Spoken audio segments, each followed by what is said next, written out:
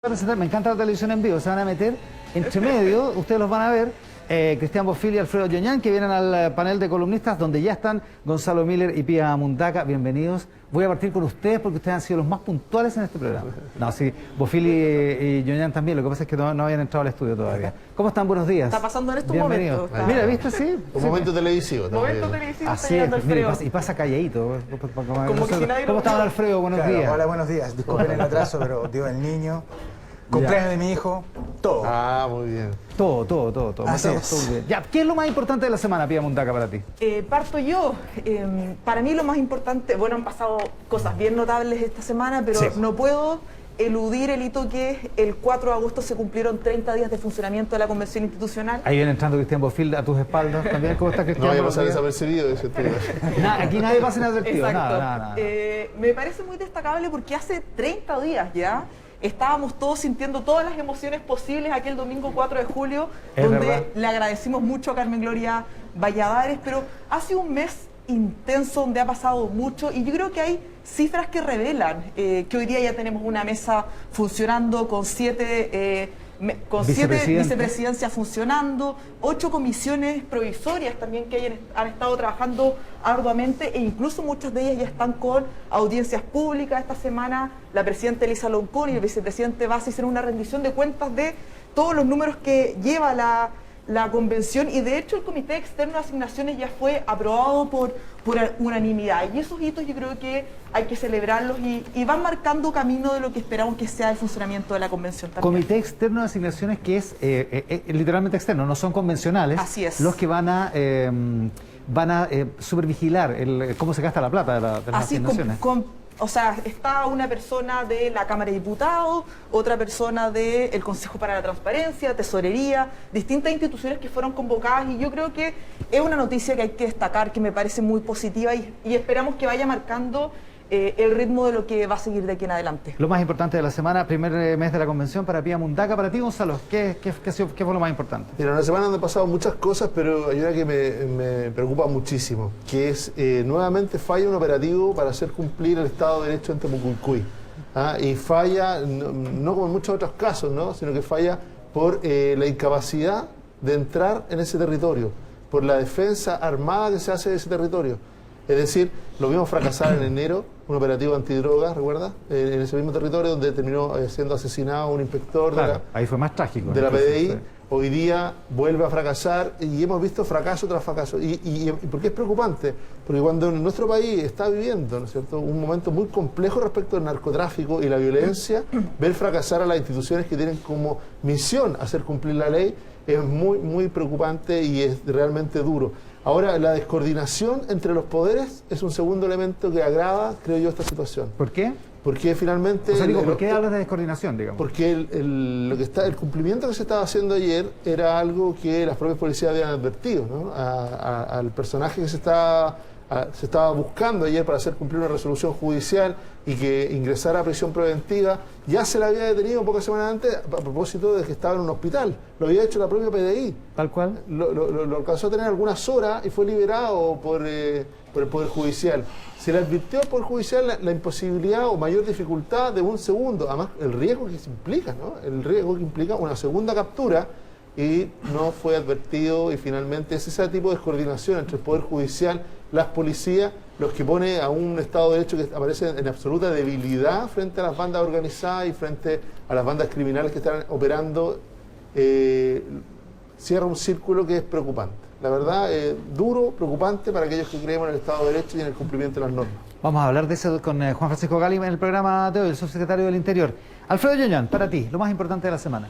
Sí, mira, dentro de todas las cosas que han pasado esta semana, hay una que sucedió en las últimas 24 horas por redes sociales y no puedo dejar de denunciarlo porque a mí, desde mi punto de vista, esto expresa un sentimiento de algún tipo de chilenismo profundo que es profundamente racista y antipueblos originarios. En un tuit fatal, de extraordinaria violencia, de hecho es muy violento leerlo, un ejecutivo, Rafael Irmas, tuiteó lo siguiente, con foto de la Machi Linconao en el avión, durmiendo, y él pone en su Twitter: guácala, me toca viajar al lado de esta cosa, me cambio de inmediato, debe ser muy hedionda. Es decir, yo considero que esto es de un nivel de violencia increíble, increíble. Si alguien quiere saber Pero qué es esto- lo que es, Esto es un tuit real, esto no es, pues completamente real. De hecho, tuvo que cerrar su cuenta. Yo tengo acá la foto, además.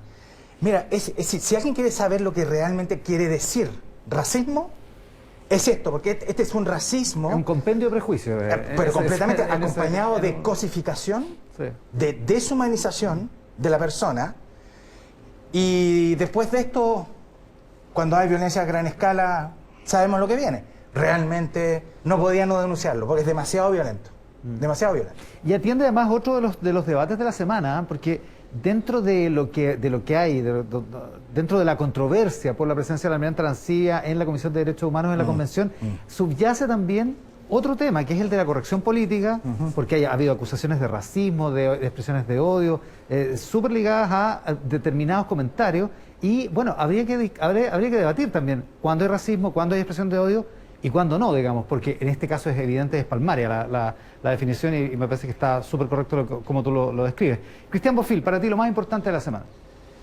Bueno, pasaron muchas cosas y van a pasar cosas importantes en los próximos 2 días, digamos, pero el mes de la convención yo creo que es un hito importante. Estoy de acuerdo de que en el balance han habido, para lo que como partió la convención constituyente, más cosas positivas que negativas, por lo que se podría esperar el primer día, pero la verdad es que han sido más bien escaramuzas que se han resuelto, algunas mejores, otras peores, pero este partido está recién partiendo. Empezando. Vamos a ver, creo que han habido cosas que eran muy innecesarias, una de ellas esta pelea por los fondos, y me refiero a ambos bandos, ¿ah? La pelea del presupuesto de las asignaciones. Claro, o sea, se tomó la agenda una pelea donde una persona decía que no había pedido una van cuando la había pedido. Ah, la el pelea otro- entre el gobierno y la mesa. Ya, Eso ya. se ocupó mucho la agenda por cosas que se deberían solucionar en 10 minutos. ¿Y por A mí- cuán caliente eran los almuerzos, básicamente? ¿Por cuán caliente eran los almuerzos? O sea, si con un nivel de detalle. O sea, si la institucionalidad no resuelve ese tipo de cosas en 15 minutos, yo creo que se demoró mucho y nos pasamos semanas discutiendo esa estupidez. Y yo espero que hacia adelante, cuando echemos al sustantivo, ahí vamos a ver de verdad cuánto pesa la convención constituyente, si no se termina desprestigiando, cosa que nadie quiere, digamos, como se desprestigiaron las otras instituciones. Lo que hemos visto es que el grupo estrella de la Convención Constituyente, la Lista del Pueblo, que sacó sorpresivamente 900.000 votos y capturó, digamos, legítimamente una parte importante de la Convención Constituyente, hoy en día está, digamos, siguiendo los mismos pasos de los partidos, nombró un candidato presidencial, lo nombró de acuerdo a su institucionalidad, pero de acuerdo a su discurso, lo nombró entre 4 paredes en una cocina completa, digamos. Entre Yo creo 73 que- personas. Bueno, en ¿Qué? fin, entre 73 personas que terminaron votando en esa. Y de las cuales en esa elección. 43 votaron a favor y 30 se abstuvieron. Claro, 30 votaron por la opción de abstenerse. Perdona, Ya. y en una conducta de la Lista del Pueblo que mucho se asemeja a la conducta de un partido político, Es lo que decía Cristian, claro. sin que sea partido político. Lo cual en No, nuestra y legislación con un podría ser... discurso antipartido Ya, político, digamos. claro. Sin las regulaciones que tienen Sí, los partidos políticos que nos exactamente. permiten prever distintos Exactamente. conflictos de intereses. Exactamente. Pero podría ser ilegal asimilarse a un partido político. Buena pregunta, Iván. Está en una Buena línea muy pregunta. delgada, yo creo que lo Está dice en- Alfredo. ¿eh? está en una línea muy delgada. ¿Por qué? Porque finalmente uno podría suponer, y esto es algo que se debiera demostrar, no suponer, pero se podría demostrar, es de que es la mejor manera de... Esa misma elección debería estar bajo supervisión. Debería haber sido transparente, debería haber sido de una manera distinta, incluso por el CERVEL. Y si fuera un partido, no lo podría haber hecho como lo hizo la Lista del Así Pueblo. es. de Lo ninguna curioso es que fue entre medio gallos y medianoche, porque se supo el jueves a las 11 de la noche, Claro. y cuando los periodistas llamaban a la gente de la Lista del Pueblo, había gente que había votado y que decía, pero ¿cómo se les ocurre que nosotros vamos a designar de esta forma a nuestro candidato? y a las pocas horas se comprobó, digamos, ustedes se acuerdan que hubo un par de horas en que estaba todo el mundo en el limbo, no sabía si esto era cierto, si era verdad. Claro, y se supo Pero tarde los ese mismos día. que la desmentían después habían votado favorablemente a la candidatura presidencial de Cristian Cueva. Pía Mundaca, ¿querías opinar sobre esto? ¿O no? Sí, solo comentaba lo que decía Alfredo, que los partidos políticos, que está vinculado también a lo que pasó esta semana con SQM, el año 2015, luego de este momento terrible de nuestra clase política, entre el conflicto en financiamiento, partidos políticos, se llevó a cabo un trabajo enorme que buscó regular el funcionamiento de los partidos políticos, la política interna de esto, el financiamiento, las campañas, y hemos avanzado. Nos queda mucho por avanzar, pero hay un camino que ahí yo creo que me parece que hay que mirar con detención. Y hoy día, cuando pensamos nuevas formas de representación, tenemos que pensar también cómo aseguramos que esas nuevas formas de representación tengan códigos de transparencia, de probidad, de rendición de cuentas y que logren los estándares que hoy día nuestro país se ha establecido. Es interesante el tema. Sí, pero Sí, perdona, es que es muy importante lo que dice Pía, porque las regulaciones son para algo. Y entre otras cosas tienen un efecto de publicidad de las cosas que se hacen y que no se hacen. Pero todo en virtud de normas conocidas por todos. El caso de SQM, que fue completamente catastrófico para la vida política chilena, en nombre de una empresa con sigla cancerígena, imagínense que una empresa de esas características actúe con grupos del tipo lista del pueblo, claro. que no es partido. Claro. Que no es partido, no hay ninguna regulación. Que tienen acción política, Exacto. pero que no tienen ninguna regulación. porque no Y el están Estado de Chile carece de cero sistematizados. regulación para organizar, normar, observar, supervigilar comportamientos que podrían entrar. No estoy diciendo que la lista del pueblo esté incurriendo en delitos, no estoy diciendo eso. Lo que estoy diciendo es que en teóricamente, claro. ausencia de la condición de partido y por lo tanto en ausencia de regulaciones claras para fuerzas que quieren participar en elecciones generales sin ser partidos, tenemos un problema. Claro, imagínate Sí, que pero hubiera hay un una vacío que lista tenemos de que la tapar. patria, digamos. Por ejemplo, decirlo Ojo, así, ya por ejemplo. tenemos un caso complicado. Bueno, tú estás en el TICEL, yo sé, pero una cosa que a mí nunca entendí fue cómo un partido patrocinado por una empresa Feliz y forrado. logró ser, ser aprobado por el TICEL. Yo no puedo entender cómo... No fue así. No, No, fue al contrario. No, pero Lo una prohibimos. Una parte se prohibió, la otra parte no. Ah, no, de los 15 sí. Sí, Ya, eso es entonces, lo que apunta a mí, Alfredo. o sea, Ese es el a mí punto de fondo. nunca porque he presentó podido... candidatura convencional. eran Sí, alrededor de no, 18, sí. 18 listas por 18 distrito, listas en Pero distritos se y sentó nosotros un detuvimos precedente. 15. No, yo no estoy... Yo sé que estás en una situación...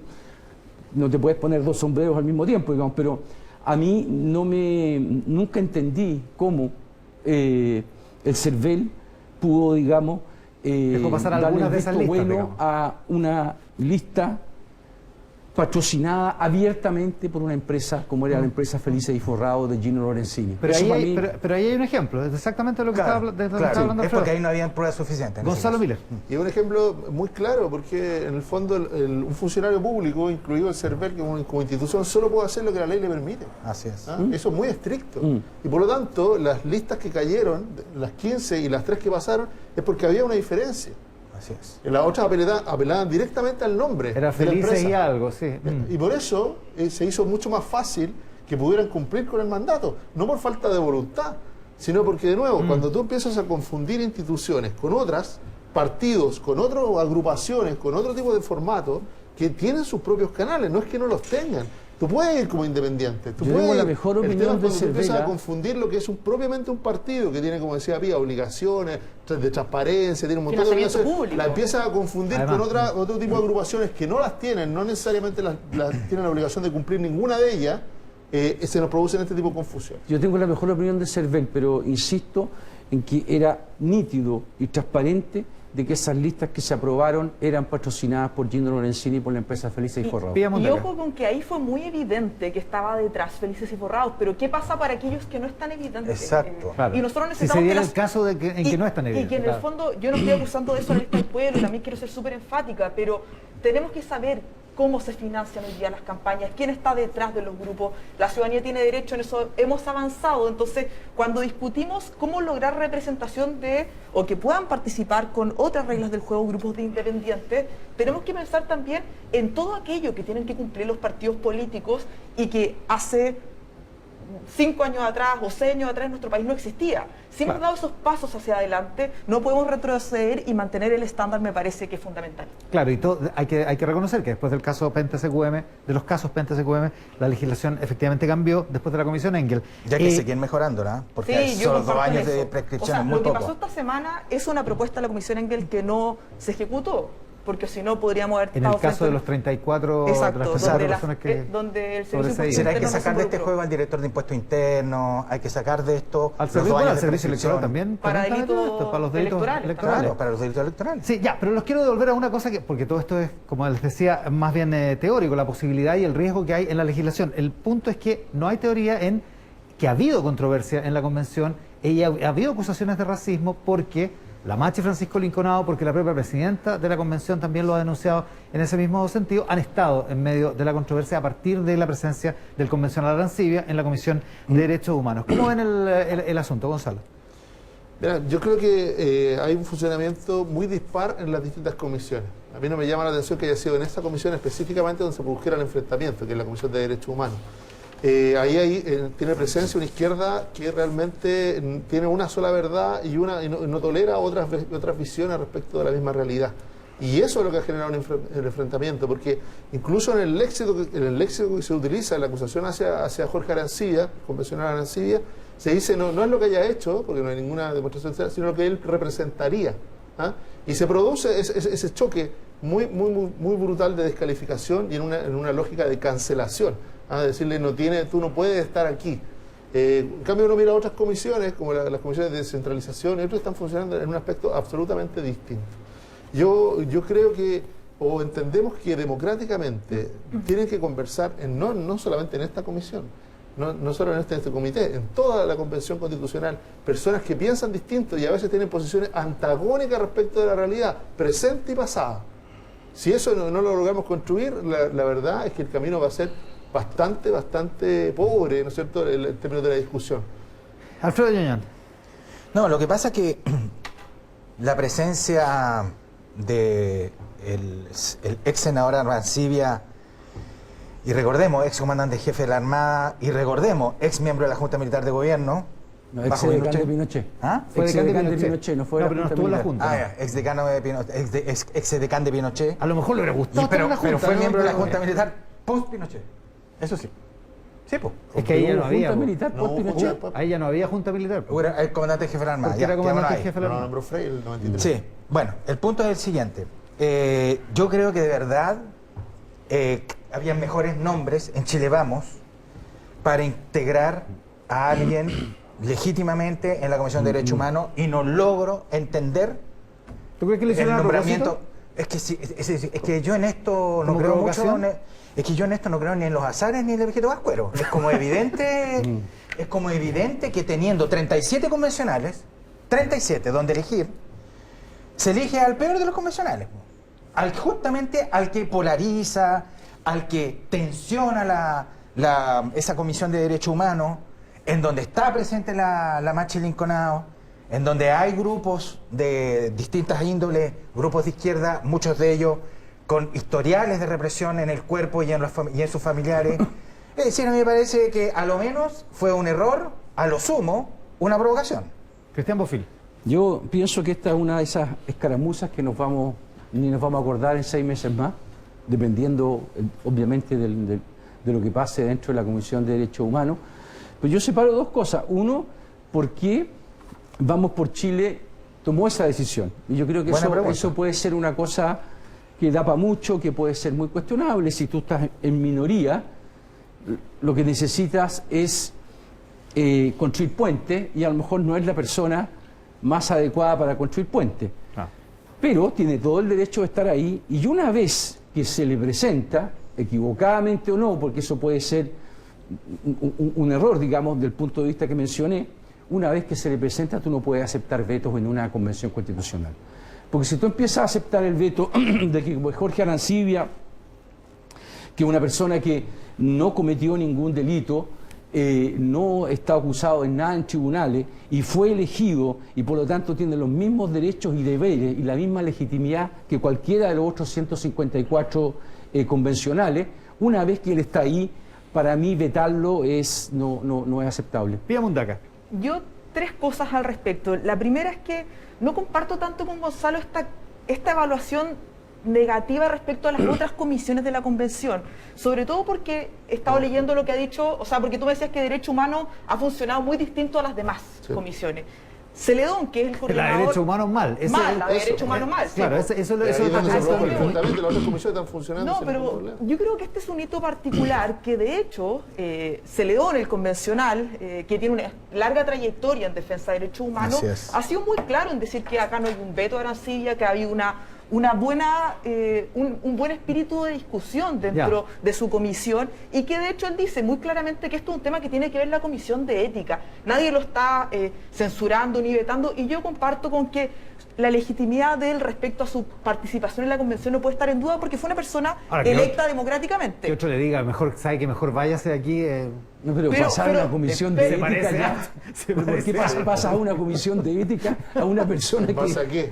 Pero no, nadie lo ha expulsado y yo creo que acá no podemos exagerar lo que sucedió. Y en esto voy a un segundo punto que me recordó hoy día la entrevista a Marcela Cubillos, que sale en La Tercera, porque le preguntan sobre este tema y ella en la entrevista dice hay que condenar la violencia, hay que condenarle. Cuando le preguntan sobre Arancibia, que yo comparto con Alfredo que dudo si él es una persona que facilita la discusión sobre derechos humanos sabiendo que él no está condenado, no hay un delito asociado, pero habrían habido mejores personas para facilitar esta discusión. Y Marcela Cubillos dice algo como, bueno, da lo mismo el discurso, sino que lo importante han sido los hechos, la participación de Chile Vamos en las comisiones, la preocupación democrática. Bueno, no me parece tan menor la retórica que usamos respecto a un hecho tan grave en nuestra historia como fue la dictadura. Y yo creo que es importante la postura que tenemos públicamente para poder hablar de reparación, de verdad histórica y de una justicia transicional, entre muchos otros aspectos que yo creo que no porque haya pasado hace 30 años lo podemos dejar bajo la mesa. Yo creo que en eso voy a tener un punto importante, pero ¿quién elige al representante? Porque parece decir aquí es Chile, son el resto de los representantes quienes lo eligen. ¿Ah? No es que lo haya elegido. A ver, quizás hay en algunos la pretensión que debieran ser elegidos por otros. Que hay otros que tienen una autoridad moral distinta en esta materia y que pueden decidir quién puede participar y quién no puede participar. Y en eso yo estoy absolutamente en desacuerdo.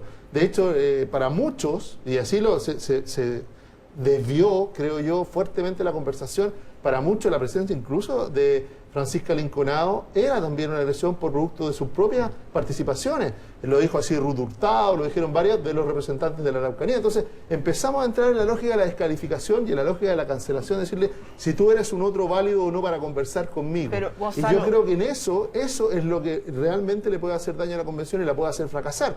Porque está claro, y así lo hemos visto en este primer mes, que se produjo una catarsis de grupos que integraron por primera vez una instancia política, por primera vez, y que de alguna manera tenían que liberarse mucho de la energía con la que habían llegado para poder iniciar y conversar y dar el paso siguiente, que es el otro es un otro válido, con una mirada distinta, que también puede estar presente en la conversación y que a veces podrá ser más fácil o menos fácil, porque obviamente que hay temas que son más complejos, más dolorosos, que tienen que ver con nuestra propia historia, y otros que son más prácticos, ¿no? Por eso hacía el ejemplo de descentralización, donde prácticamente están todos de acuerdo, fluye fuertemente, y aquí hay visiones contrapuestas, pero por Dios que es importante que estén todas las visiones puestas en la convención. Yo no quiero cancelar a nadie ni estoy haciendo una defensa de decir tú tienes más derecho que yo. No tengo idea si es que habrá que otro convencional tenga una mejor posición al respecto. Mi crítica finalmente es que si es que Chile Vamos quiere propiciar el diálogo, que tú mismo reconoces que la Comisión de Derechos Humanos es una comisión más tensa respecto al tema que estamos tratando,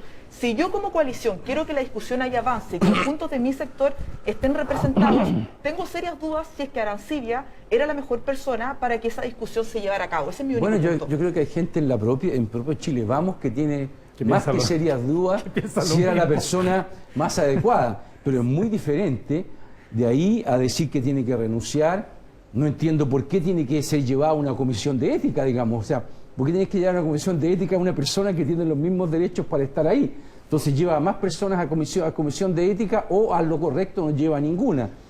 Pero la posición que tuya, Pía, de que no puede ser la persona más adecuada para estar aquí, yo creo que hay mucha gente, y yo se lo he escuchado, en propio Chile Vamos, que dice nosotros somos una minoría, tenemos que construir puentes y no es la más adecuada. Pero eso no es lo que está en discusión. Ahora, Lo que está en no hay discusión país es lo que tú dijiste primero, si él tenía derecho o no tenía derecho a estar ahí. ¿Alfredo? Ahora, no es primera vez que este tipo de discusiones tienen lugar en la vida política chilena. Yo recuerdo perfectamente que cuando la senadora Jacqueline Van Rysselberghe fue designada por sus pares como presidenta de la Comisión de Derechos Humanos del Senado, se produjo una discusión muy parecida. Muy parecida. Y con Alejandro Navarro se acaba de también. producir, sí. Y en Alejandro Navarro, Por lo de Cuba.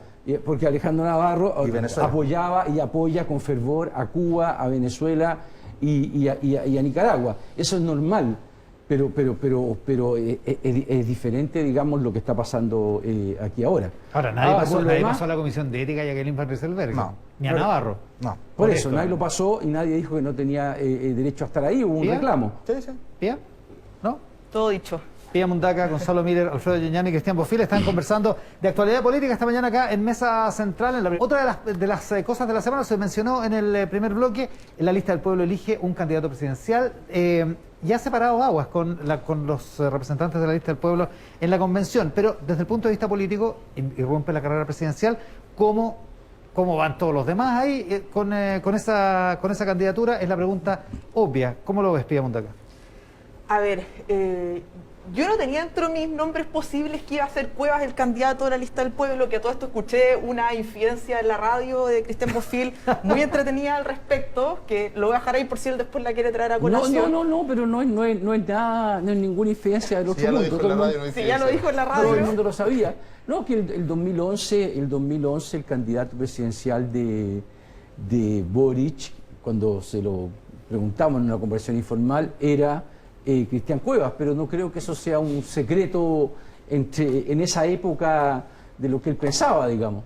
Eso creo que... No, yo solo sumo que independiente de Lo que pasa es que, perdona, 10 años después resulta paradojal, digamos. así es, o sea, le va a competir por el lado de la izquierda y eso es Bueno, innegable. si uno dijera la gente por la que uno votaba hace 30 años o 40, digamos... Yo me puedo hacer cargo de todas mis No, votaciones yo también me todavía. puedo hacer cargo, pero te sorprendería bastante. Pero al margen de la forma en cómo la lista del pueblo seleccionó su candidato, que todavía no está tan claro, hay como sí pero no aún, siento, respecto a la participación de Cuevas. Él no es un nuevo en la política. Como la lista del pueblo en general ha querido construir un relato asociado a esta independencia, novedad, ciudadanía.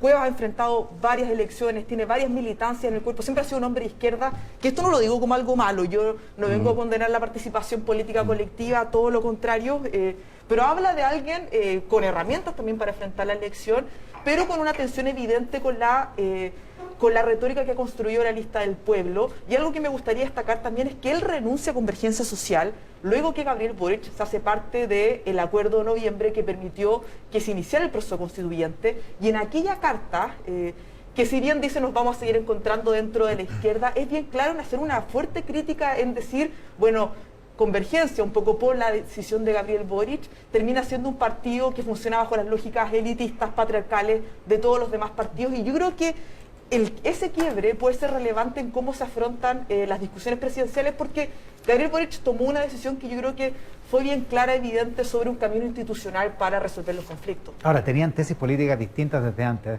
hay Sí. que decirlo. Venía medio mal y claro, con la firma de Boric, te recuerdo el 15 de noviembre, se termina Claro. yendo Cuevas de Convergencia Social. Gonzalo Miller, ¿cómo ves la irrupción de la lista del pueblo en la presidencial? Yo lo dejaría todavía en veremos. Porque estamos hablando que esto no es un partido, no es un consejo general que haya tomado una decisión y que está obligado por ley, que ya la tomó, no puede echar atrás, o que haya participado de una primaria legal. No, no es así. Esto fue una reunión de algo que tiene una orgánica muy distinta, ajena a nuestra legislación, y por lo tanto tenemos que ver que el componente más fuerte en este tipo de candidatura es la legitimidad que genera en los pares. Y ese punto está ahí. Ahora, si uno se pusiera en la cabeza a Gabriel Boric hoy día, de todas las amenazas posibles de candidatos de la lista del pueblo, yo creo que este es el que menos lo amenaza. ¿Así, ah? Sí, Porque no es lo porque es más institucional, tiene un recorrido muy largo, no lo veo, no tiene esa fuerza de lo social, no lo veo mucho más estructural. Ha estado en varios partidos, bueno, estuvo en el Partido Comunista, terminó en Convergencia Social, o sea, fue parte del fenómeno Frente Amplio y hoy día está en la lista del pueblo, que no es partido, pero de nuevo se supone que tenía que juntar firmas, ¿no? Iniciar un proceso como un candidato independiente, entonces ha sido elegido para liderar eso. Yo no descarto que haya fractura en eso y que haya sectores que sientan que ese tipo de candidatura no es la que mejor refleja el propio espíritu o lo que significó, ¿no? Algo nuevo, fresco, que venía de fuera del sistema político. Esas tres palabras asociadas a Cristian Cueva, yo creo que la tiene más difícil. Alfredo Ñoñán. No, yo estoy bastante de acuerdo con Gonzalo. Yo de buenas a primeras no veo una gran amenaza para Gabriel Boric por el lado de Cristian Cuevas por las razones indicadas. Estamos en presencia de un actor, desgraciadamente la palabra que voy a utilizar tiene excesivas connotaciones, pero es una palabra que viene de la academia. Es un clásico transfuguista. Es una persona, Cristian Cuevas, a quien yo tengo la mejor opinión, ¿eh? ¿Ya? Es un gran líder, yo tengo un excelente recuerdo como líder sindical. Porque transfuguista no es una palabra tan bonita. No, el transfugismo, es que el transfugismo es un fenómeno que consiste en que una persona migra de un partido a otro y puede hacerlo varias veces. Campeón mundial de transfugismo Brasil, por ejemplo. Es una categoría que no la tomen en el nivel moral, tómenla en el nivel intelectual y político, al cual es a ese nivel que estoy utilizando la categoría. Pero bueno, en todo caso, yo no veo una mayor amenaza precisamente por lo que estoy diciendo. Una persona que ha pasado por muchos partidos, generalmente no sale bien de todos los partidos. Es decir, va generando, a lo largo de la trayectoria, se va generando una estela de desconfianza. Y eso me resulta bastante...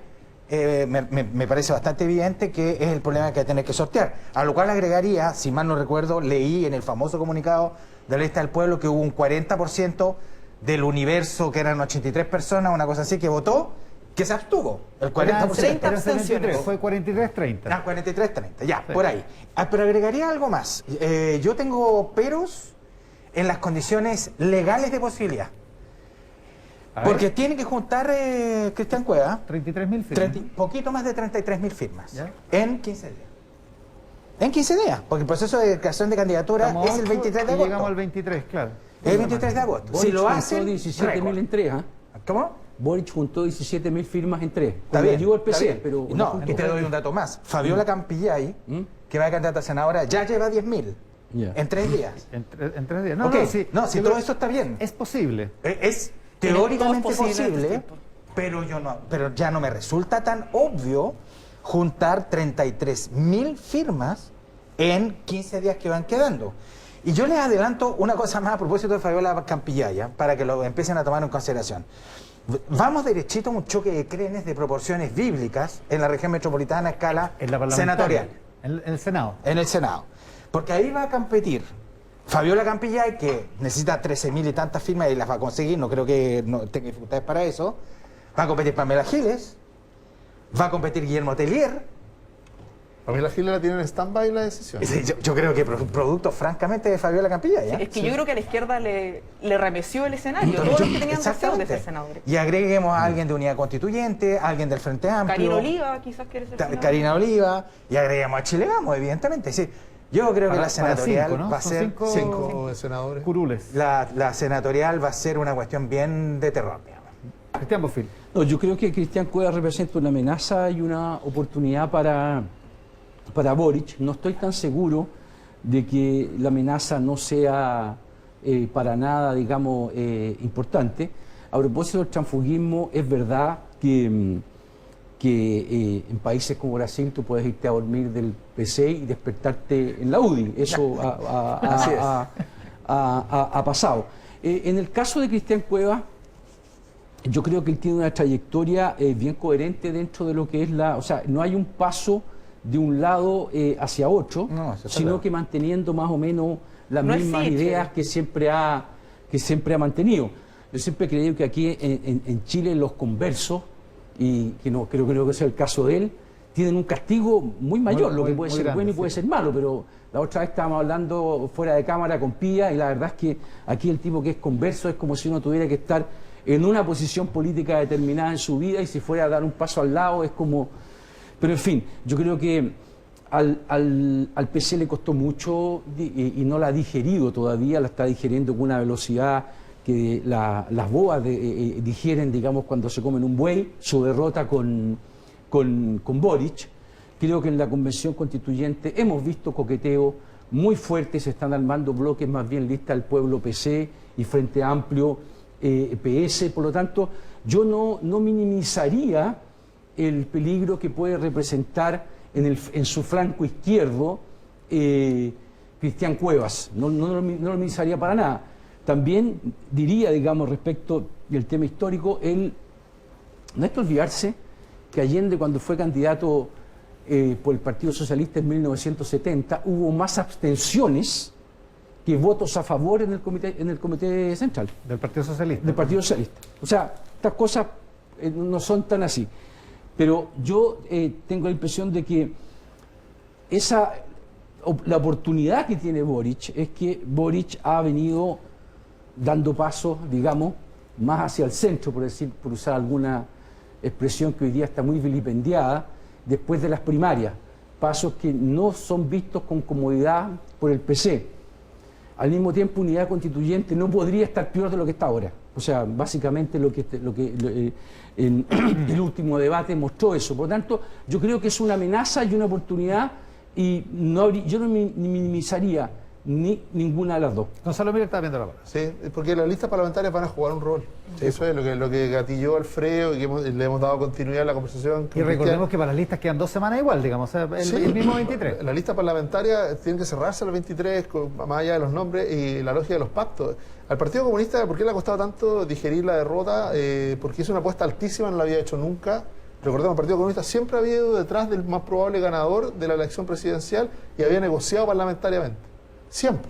Hoy día quedó en nada. Es decir, Gabriel Boric no tiene compromiso adquirido y el hecho de que Guillermo Teller quiere ser senador por Santiago habla un poco de eso. O sea, un hombre que realmente... Y hablan de ir en 2 listas. Ahora, eso es lo que por eso van a tensionar la parte parlamentaria, la van a tensionar fuertemente. Yo creo que eso misma tensión y esa misma, cuando tú muestras tus cartas, no dices, mira, yo tengo un problema aquí. El Partido Comunista tiene un problema en el parlamentario para poder mantener o defender su posición y acceder al Senado, que es la gran meta, ¿no? La gran meta del Partido Comunista en esta elección es acceder al Senado. Porque es lo que le falta. Pues, es lo que le falta. Y en eso está haciendo una puerta en la 4ª región y en la región metropolitana. Yo no creo que el nombre vaya a ser Teller en la metropolitana, sobre todo si quieren ser competitivos, y el nombre que tienen en la 4ª región requiere de apoyo, requiere de algún tipo de bloqueo, que es el diputado Núñez. Ahora, si eso es así, es válido para todos. Unidad Constituyente, gran parte de su primaria también tiene que ver con un componente parlamentario. El Partido Socialista, por más que esté muy entusiasmado con Gabriel Boric, sabe que sus candidatos no pueden ir a la lista del Frente Amplio, porque no son competitivos.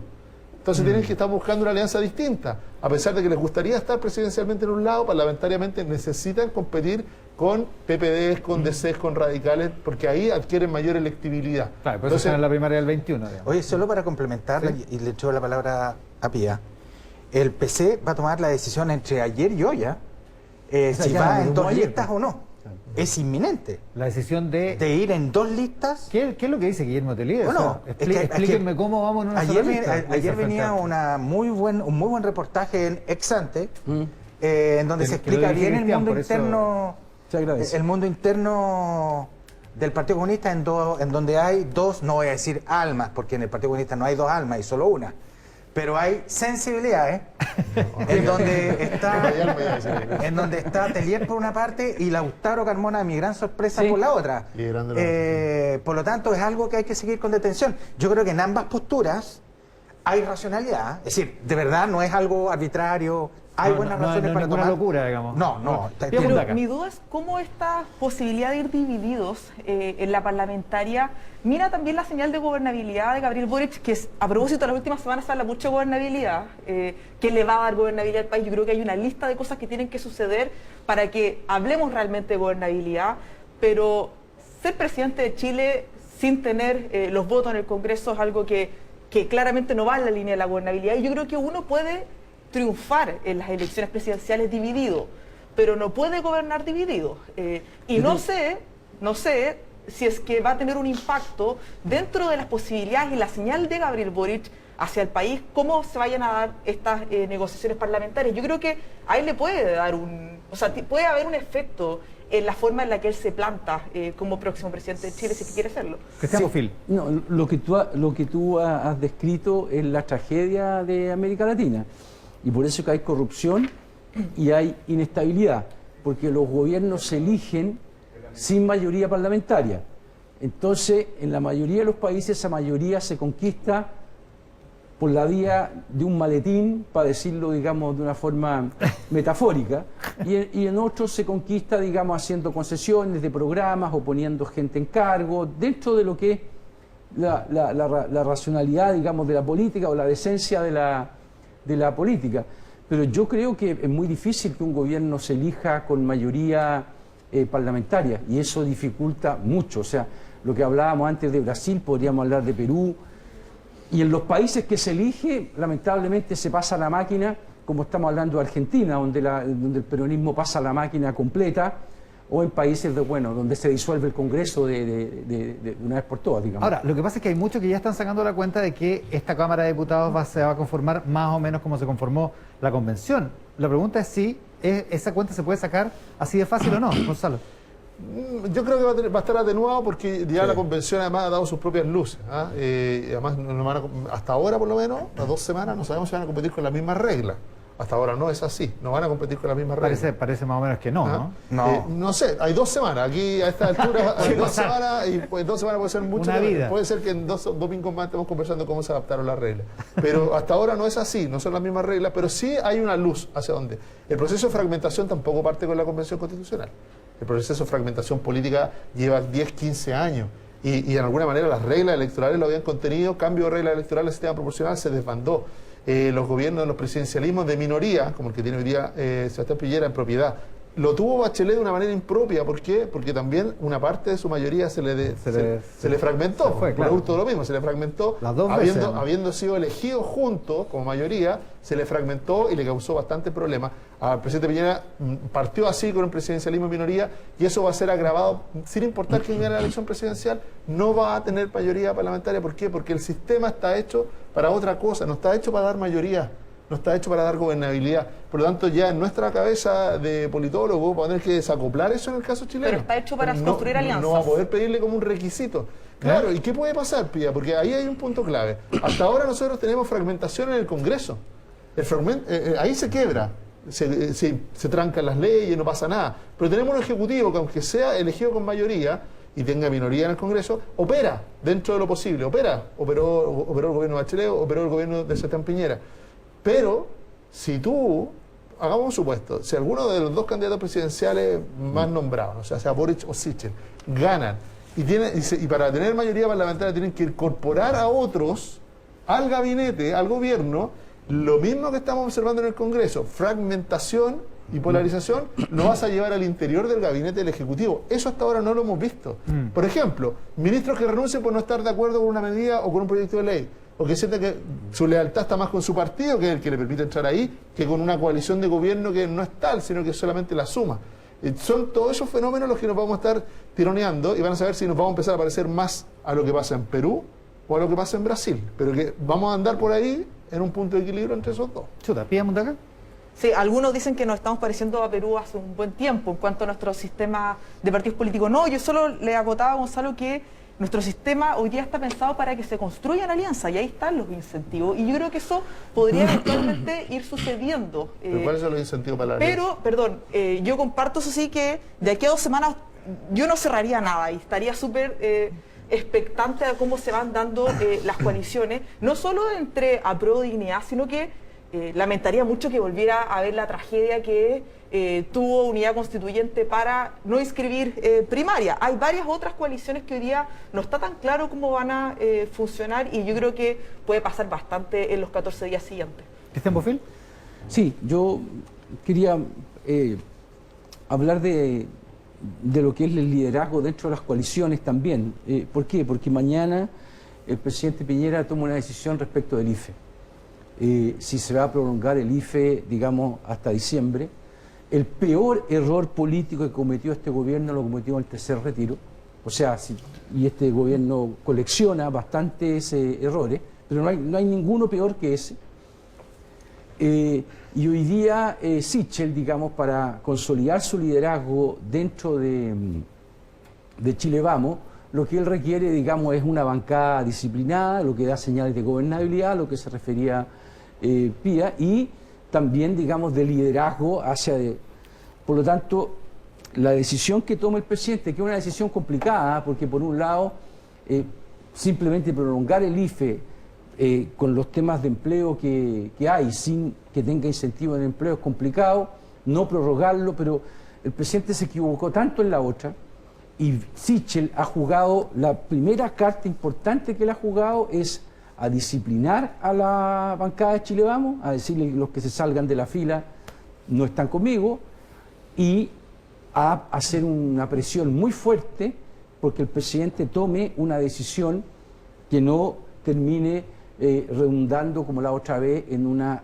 debacle electoral para la derecha. Yo creo que ese tema que viene es muy importante. Ahora es interesante porque se supone que el alargamiento, la extensión del IFE va contra la opción de que no voten por el cuarto retiro, digamos.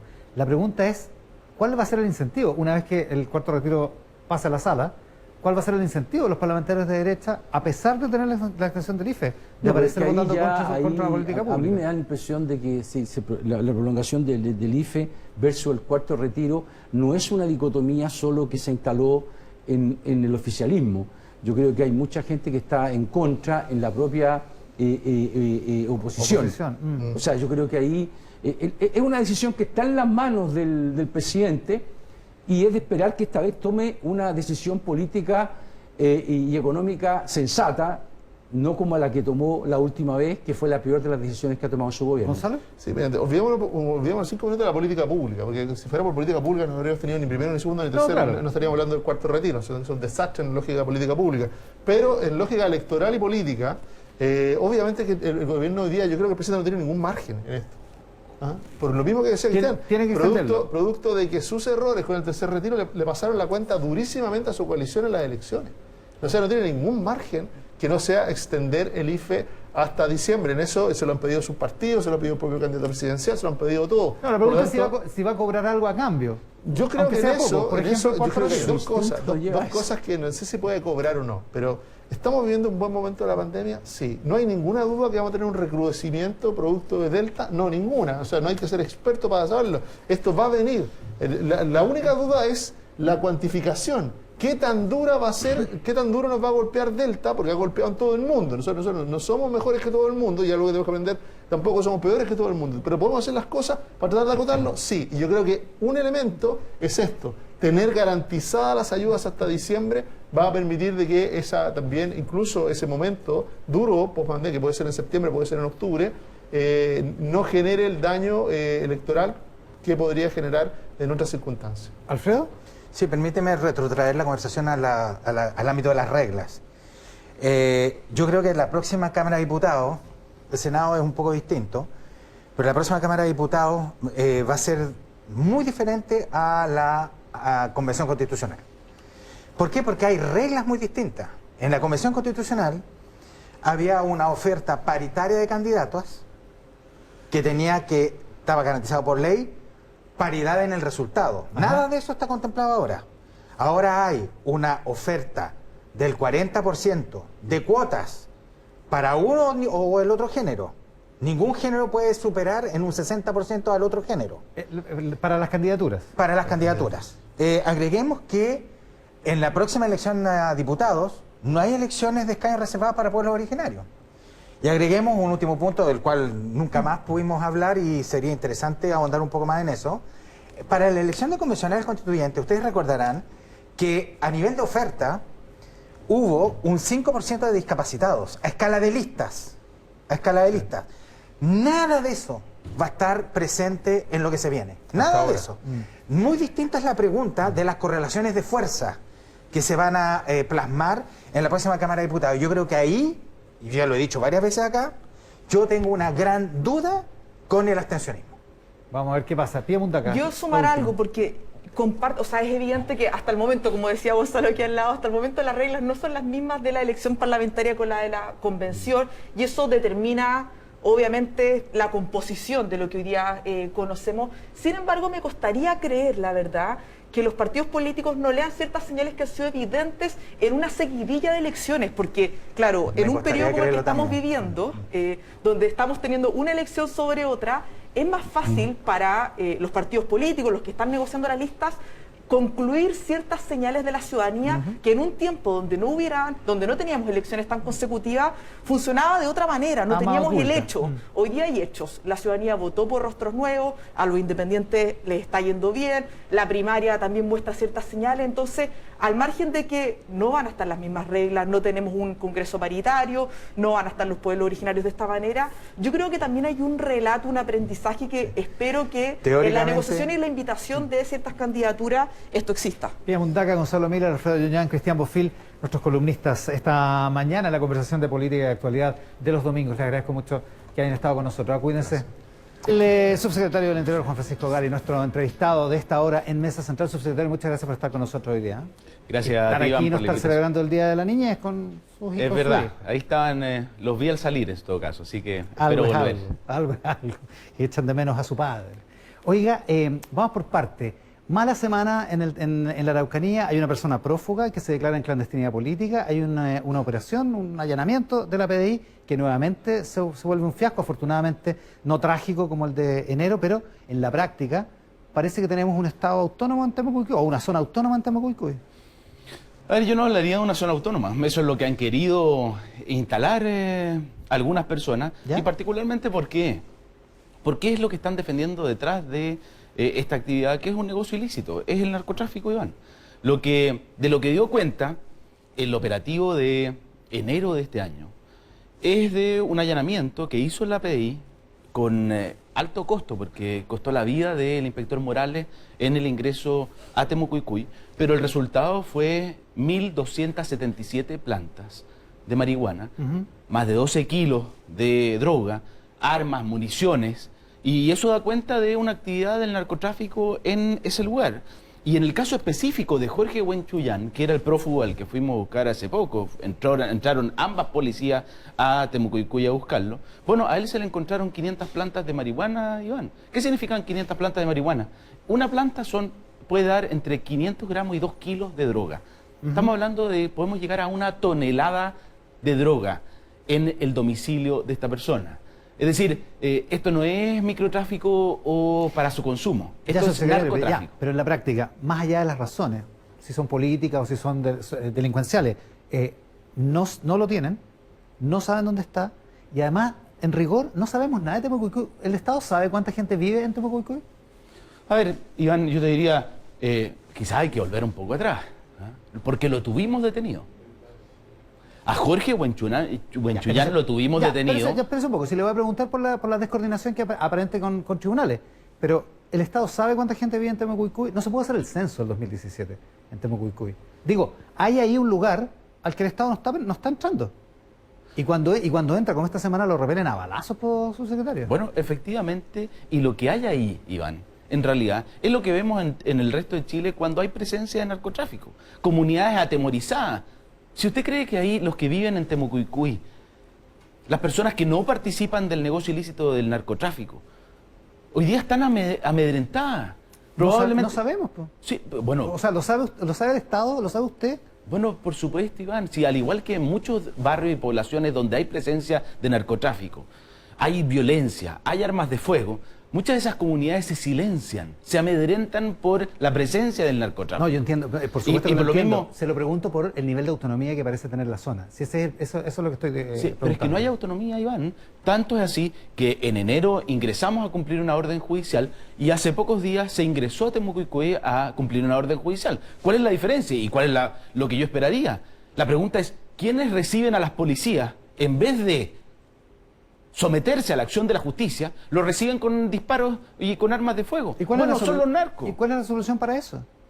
Bueno, actuar con todas las fuerzas legítimas del Estado. Pero para eso, Iván, y ahí está quizás la gran diferencia, para eso necesitamos apoyo transversal y una distinción muy clara. Yo ahí me gustaría hacer un llamado A ver. a las autoridades de las comunidades que están alrededor, a las autoridades mapuche de la comunidad, que se distancien, que no sean cómplices del narcotráfico. Si el narcotráfico no tiene nada que ver con el pueblo mapuche. ¿Las autoridades mapuches de Temuco? Bueno, probablemente. ¿De la misma comunidad? Me gustaría que, no solo de de las esa, comunidades de vecinas. todas las comunidades, que se distancien, que no sean cómplices del narcotráfico, porque ese narcotráfico daña también a las comunidades.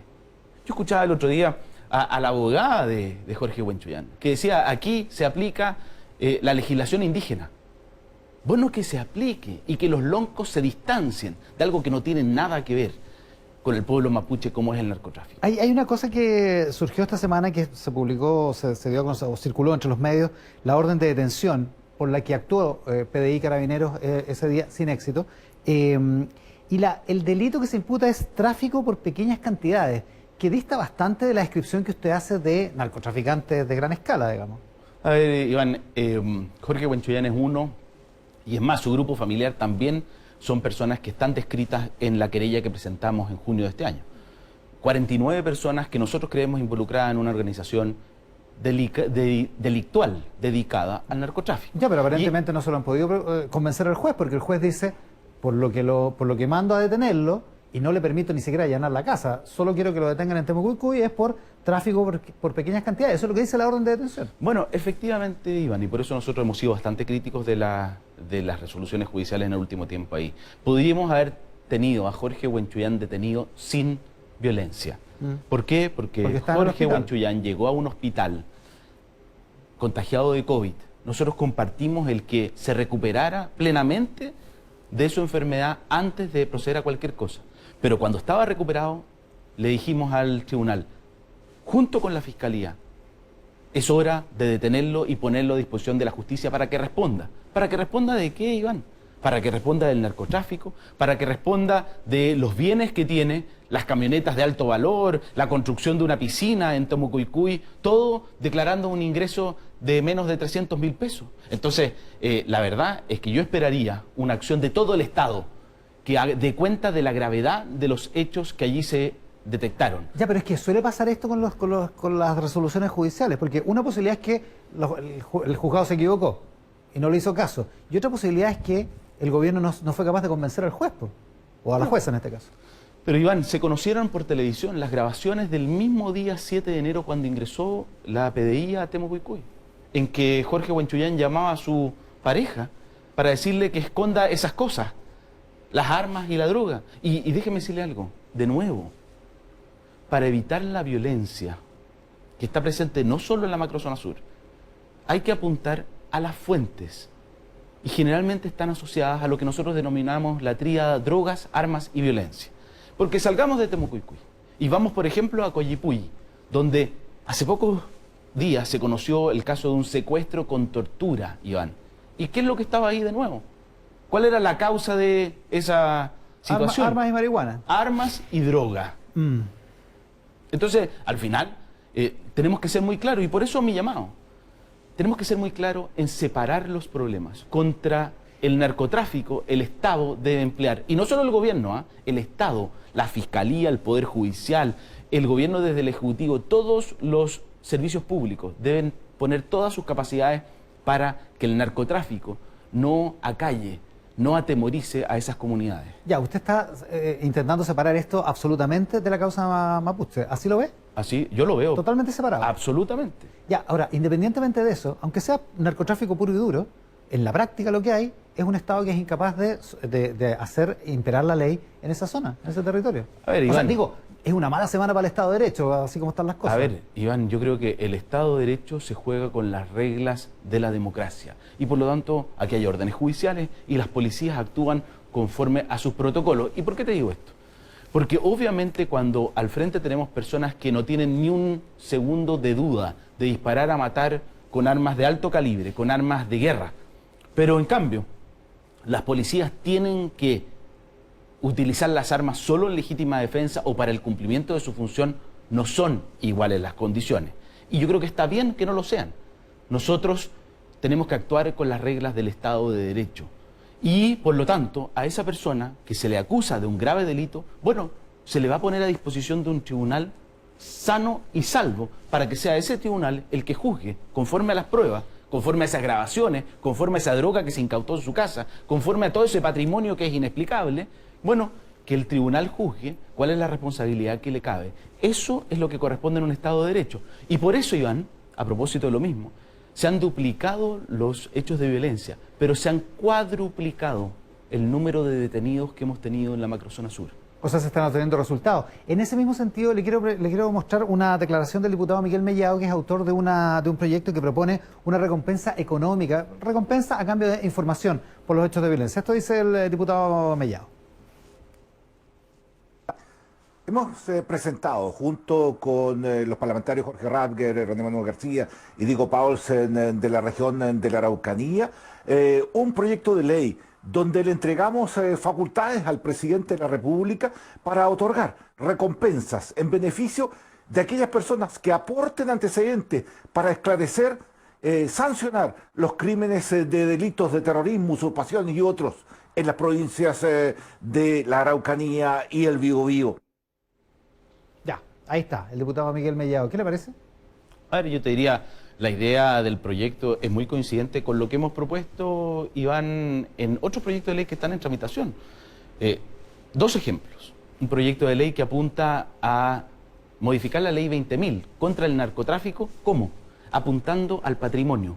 ¿A través de qué? Facultando a la Fiscalía de enajenar tempranamente el patrimonio de aquellas personas que estén involucradas en el narcotráfico.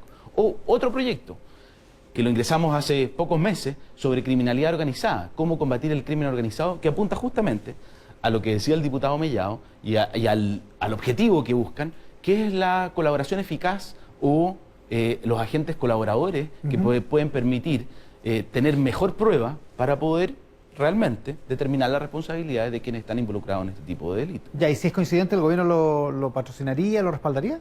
Bueno, yo no conozco el texto del proyecto, Iván, por lo tanto hay que analizarlo en su mérito. Sin embargo, creo que en las ideas al menos coincide plenamente con lo que estamos haciendo en narcotráfico, en criminalidad organizada y por lo tanto en este caso. Oiga, de fondo está la PDI, que ha tenido también una semana mala, porque pasó lo de Temucuicui esta semana, pero también pasó lo de este vuelco en el crimen de la detective Valeria Vivanco, ocurrió en junio, donde terminan 3 funcionarios suspendidos, un sumario administrativo, una investigación por obstrucción a la justicia del Ministerio Público. ¿Qué pasó ahí en la PDI? A ver, yo te diría, no hay que olvidarse de qué es lo que da origen a este procedimiento policial. El día anterior y los días anteriores a ese procedimiento había habido un homicidio en Puente Alto y en otra comuna de Santiago, otro hecho de sangre en que estaba involucrado el vehículo que los policías detectan en este procedimiento policial. El procedimiento tratan de detenerlo, estos tipos se oponen a la detención y resulta fallecida Valeria Vivanco como consecuencia de ello. Ahora, ¿cuáles fueron exactamente la situación en que ella recibe un disparo? Eso va a tener que ser esclarecido en la investigación.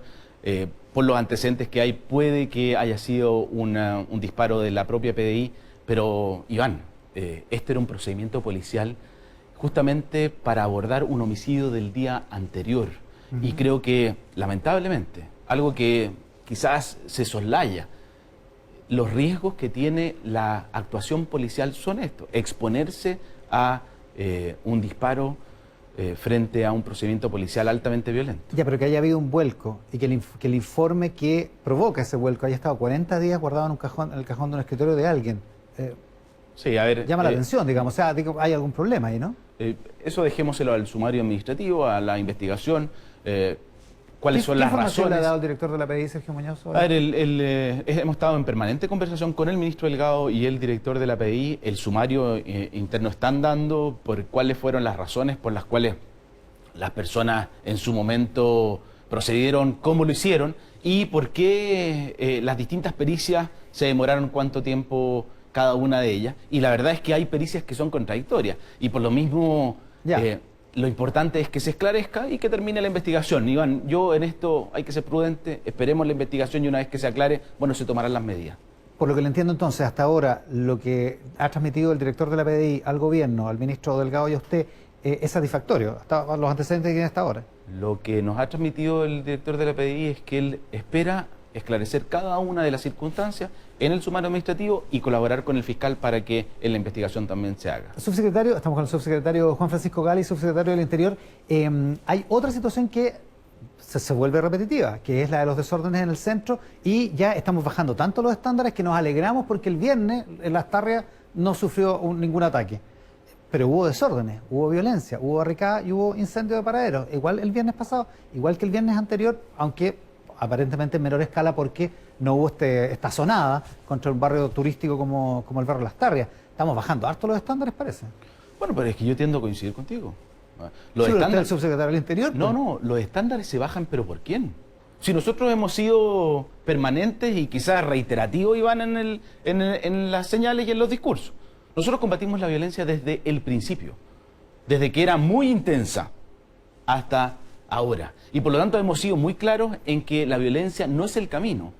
Nunca la violencia es el camino. Pero las señales de otros actores políticos no han sido tan claras, Iván. Déjame decirte, cuando yo escucho un discurso de un convencional constituyente que dice que sin la violencia no se hubieran logrado los resultados, o la alcaldesa de Santiago, que en una entrevista recién electa dice que hay presos políticos en Chile.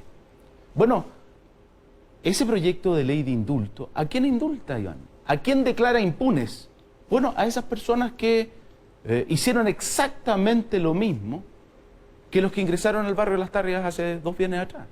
Y por lo tanto, si queremos ser claros en las señales, bueno, tenemos que exigírselos a quienes no lo han sido. Ya, pero da la impresión de que la gente que va, la turba esa, que fue a Las Tarrias la semana anterior, o que estuvo en la Plaza Baquedano este viernes, no veo que estén demasiado preocupados de cómo son los proyectos de ley, ni de cómo son las señales de la ciudadanía, ni las condenas morales. Están preocupados de otra cosa. Y básicamente, lo que parece es que la fuerza pública no es capaz de detenerlos, digamos. No, pero Iván, y quizás hay que volver atrás a la conversación que teníamos hace meses, ¿no es cierto? ¿Cómo procede Carabineros? Frente a una manifestación, lo primero es distinguir el ejercicio legítimo del derecho de reunión y manifestación, que tiene 2 características bastante simples: que sea pacífico y que sea sin armas. Cuando deja de ser pacífico, corresponde que procedan las fuerzas policiales. Y eso es lo que hacen. Proceden primero dispersando, disuadiendo, dialogando cuando se puede, pero si ello no es posible, bueno, deteniendo a aquellas personas que están ejerciendo la violencia. Pero ¿qué pasa, Iván? ¿Qué pasa si es que los actores políticos dicen que aquellas personas que estamos deteniendo no están siendo sometidas a un juicio justo? Y por lo tanto los queremos declarar impunes, porque además se estaban manifestando, y cuando la violencia se ejerce en el contexto de la protesta, como dice el indulto, bueno, es legítima. Y peor aún, Iván, porque yo tuve un entrevero esta semana en redes sociales con un senador, porque además... Con Salvador Torres. Así es, están fundados en situaciones que no son ciertas. Se ¿Cómo? invitó a... ¿Qué cosa está fundada en cosas que no son ciertas? El indulto. ¿El proyecto? El proyecto de ley. ¿Ya? Y las fundamentaciones y argumentaciones que hacen los senadores que lo sustentan en los medios de comunicación social son erróneas. El senador arguyó que habían personas que estaban presas con la sola declaración de un policía que lo había mirado, que según él lo había mirado con ánimo de matar. Iván, están las grabaciones de las personas que están condenadas jactándose de haber disparado balines en contra de los edificios de la Fiscalía de la PDI. Están el intento de atropello de funcionarios policiales. Por lo tanto, cuando tú me dices, ¿se bajan los estándares? La pregunta es de quién está bajando los estándares. Porque el gobierno en esto ha sido firme y claro. Sin embargo, otros actores parecen validar la violencia, y peor aún, cuando por ejemplo también tuve algún entrevero con una diputada cuando llamó a través de sus redes sociales a quemarlo todo. Bueno, ¿qué significa eso? ¿Acaso nosotros como autoridades no tenemos cierta responsabilidad de comunicar hacia la no violencia en vez de incentivarla o validarla? Ya, puede ser. Ahora, la responsabilidad de todos los actores políticos, incluyendo el gobierno, es mantener el orden público, principalmente responsabilidad del gobierno, y ese orden público, subsecretario, no se ha podido mantener los viernes en la Plaza Baquedano. Es que quizás ahí hay algo que es bueno adoptar, que es los nuevos estándares en materia de control del orden público, en materia de derechos humanos, que hemos incorporado rápidamente como consecuencia de la reforma.